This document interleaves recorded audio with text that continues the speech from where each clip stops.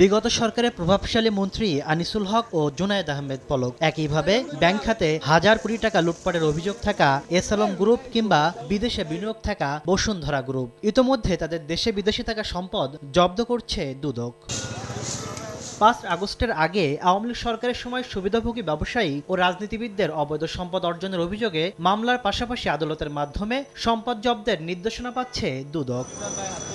দুদকের তথ্য বলছে, গেল ৬ মাসে ৭৪টি আদেশে দেশে থাকা স্থাবর অস্থাবর ১০,৩১০ কোটি টাকা ও বিদেশে থাকা ১৬৫ কোটি টাকার সম্পদ জব্দের আদেশ দিয়েছেন আদালত। এদিকে খুলনা ৬ আসনের সাবেক এমপি আখতারুজ্জামানের বিরুদ্ধে ৩ কোটি টাকার অবৈধ সম্পদ অর্জনের অভিযোগে মামলা করেছে দুদক। মামলা হয়েছে ঢাকা দক্ষিণ সিটির ৫৯ নম্বর ওয়ার্ডের সাবেক কাউন্সিলর আকাশ কুমার ভৌমিক ও তার স্ত্রীর বিরুদ্ধেও।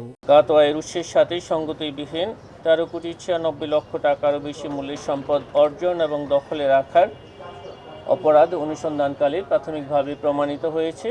এই কারণে তার বিরুদ্ধে দুর্নীতি দমন কমিশন আইন ২০০৪-এর সংশ্লিষ্ট ধারায় একটি মামলা রুজু হয়েছে। বিশেষজ্ঞরা বলছেন, বিদেশে থাকা সম্পদ জব্দের আদেশ আদৌ বাস্তবায়ন হচ্ছে কিনা খতিয়ে দেখা উচিত। সংশ্লিষ্ট দেশে পাঠাতে হয় এবং তারপরে সেই সংশ্লিষ্ট দেশের সংশ্লিষ্ট কর্তৃপক্ষ সেইটা কার্যকর করলো কিনা সেটাও দেখবার বিষয় থাকে। এদিকে কুমিল্লা সিটির সাবেক মেয়র তাহসিন বাহার সূচনার উত্তরায় একটি ফ্ল্যাট জব্দ এবং ৯টি ব্যাংকের অ্যাকাউন্টে ৩,৯,০০,০০০ টাকা জব্দের নির্দেশ দিয়েছেন আদালত।